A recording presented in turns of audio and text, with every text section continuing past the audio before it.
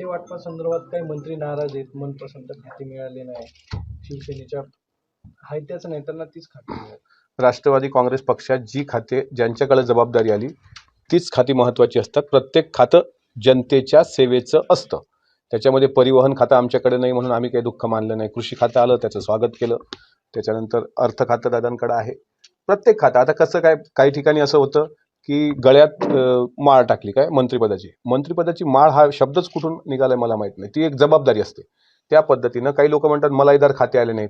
म्हणजे काय, शेवटी महाराष्ट्र विधिमंडळाने जो काही खाते वाटपाचा एक शिष्टाचार लागू केला आहे त्याच्यात ज्या पक्षाच्या खात्यावर जी पक्षाकडे जी खाती आली असतील त्या मंत्र्यांनी तो न्याय दिला पाहिजे. नाराज होण्याचा प्रश्न नाही. आमचा राष्ट्रवादी काँग्रेस पक्षाचा कोणी नाराज असेल असं मला वाटत नाही. हे पण शिवसेनेमध्ये नाराजी आहे ना, काही पदे महत्वाची खाती तुमच्याकडे आली, काही खाती नको असलेली खाती शिवसेनेचा अंतर्गत विषय आहे, त्यांनी तो मांडावा. आमच्याशी तर काही बोललं नाही शिवसेना. पालकमंत्री पदावरून वाद सुरू आहेत ना. मग आता बघा असं आहे, पहिल्यांदा शपथविधी होत नव्हता, शपथविधी झाला. आता मंत्रिमंडळाचा विस्तार होत होता, तोही झाला. आता खाते वाटप होत नव्हता, तोही झाला. आता पालकमंत्री पदाला कसं आहे की 132 जागा भाजपच्या आहेत. म्हणजे पालकमंत्री पदावर जास्त अधिकार त्यांचा आहे. आमच्या 41 जागा आहेत. त्या आमच्या हिच्यावर किती पालकमंत्री पदं येतील ते शेवटी नंतर ठरेल.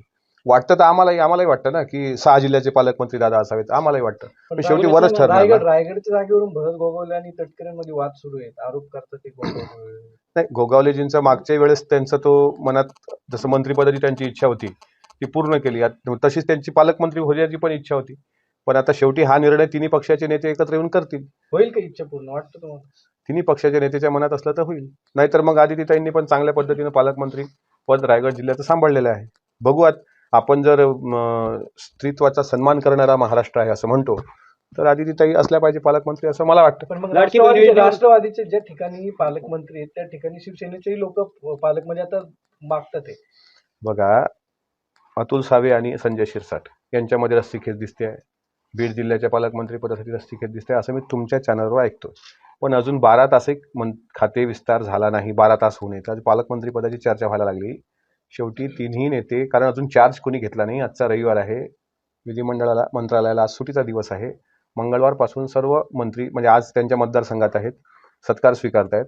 दादांचं खरोखर मनापासून एक अभिमान वाटतो की मस्साजोग सारखं एक जे गंभीर प्रकरण आपल्या महाराष्ट्रामध्ये घडलं, सरपंचाची हत्या, त्याच्यानंतर सूर्यवंशींचा झालेला त्या ठिकाणी दुर्दैवी मृत्यू पोलीस कस्टडीमध्ये म्हणजे परभणीच्या, या घटनेच्या पार्श्वभूमीवर त्यांनी कुठला सत्कार स्वीकारला नाही, कालपासून बुके घेतले नाहीत. त्याच्यामुळे शेवटी आज जी विजयी सभा आहे त्यात दादा काय बोलतात हे महाराष्ट्राचं लक्ष आहे. उद्या सोमवार सर्व मंत्री आपापल्या मतदारसंघात असतील सत्कार स्वीकारायला. मंगळवारी ते मंत्रालयात जाऊन त्यांचा चार्ज घेतील आणि त्यानंतर तिन्ही पक्षाचे नेते एकत्र येऊन पालकमंत्री पदाचा तिढा सुटेल. पुण्याचे पालकमंत्री कोण होईल हे पण तुम्हाला लवकर. लाडकी बहीण योजनेवरून कुठेतरी वेगळे निकष लावले जाणार आहे अशी चर्चा होत आहे. लाडक्या बहीण योजनेच्या संदर्भामध्ये आता 260च्या प्रस्तावावर ज्यावेळेस म्हणजे मुख्यमंत्री आणि उपमुख्यमंत्र्यांनी ज्यावेळेस अंतिम आठवडा प्रस्ताव सादर केला त्यावेळेस त्यात सांगितलं की लाडकी बहीण योजना बंद पडणार नाही.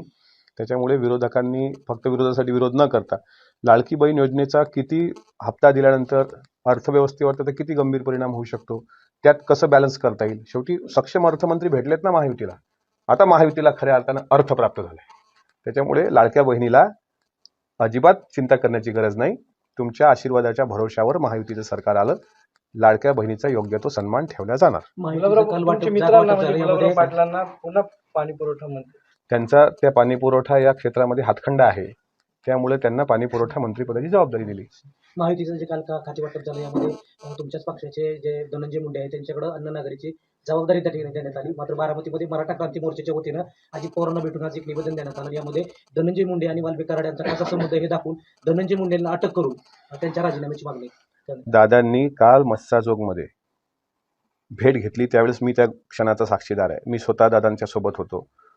जे कुटुंब आहे त्यांच्या आईला धीर दिला, त्यांच्या मुलीशी पत्नीशी संवाद साधला, त्यांच्या बहिणीला धीर दिला, त्यानंतर त्यांच्या भावाशी संवाद साधला आणि पुढं आम्हाला जाण्याला अडचण होत होती हेलिकॉप्टरची, त्याच्यामुळे तिथून लवकर लातूरकडे जायचं होतं.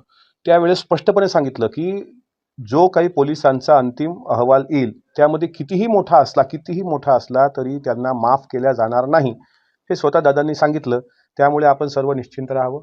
ज्यांनी काही निवेदनं दिली असतील त्या निवेदनाला दादा त्यांच्या अभ्यासानुसार ते वाचतील. त्यांचा सगळा SIT चौकशी वगैरे त्या चौकशीत काय निघतं त्याच्यामध्ये जो कोणी वाल्मिक कराड असतील आणखी कोणी दोषी असेल त्यावर कारवाई करण्याचं आश्वस्त दादांनी केलेलं आहे. याला जोडून प्रश्न की काल अजित पवार मसाजोगमध्ये आल्यानंतर तिथल्या नागरिकांना भेटले आणि यानंतर तिथल्या नागरिकांकडून अजित पवारांनी केवळ सांत्वन बेतपर ही दिखावासाठी केलेली आहे आणि आमच्या मागण्या कुठल्याही ऐकून न घेता अजित पवार त्या ठिकाणी निघून गेले. अत्यंत चुकीचं आहे, अत्यंत चुकीचं आहे. मी त्या मस्साजोगमध्ये होतो. मी सांगतो सनसेट झाल्यानंतर हेलिकॉप्टर उडत नाही आणि तिथून मस्साजोगवरून म्हणजे 3 वाजता विधिमंडळाचं कामकाज अर्ध्यावर सोडून मुख्यमंत्री आणि उपमुख्यमंत्र्यांची भेट घेऊन दादा नागपूर एअरपोर्टला आले.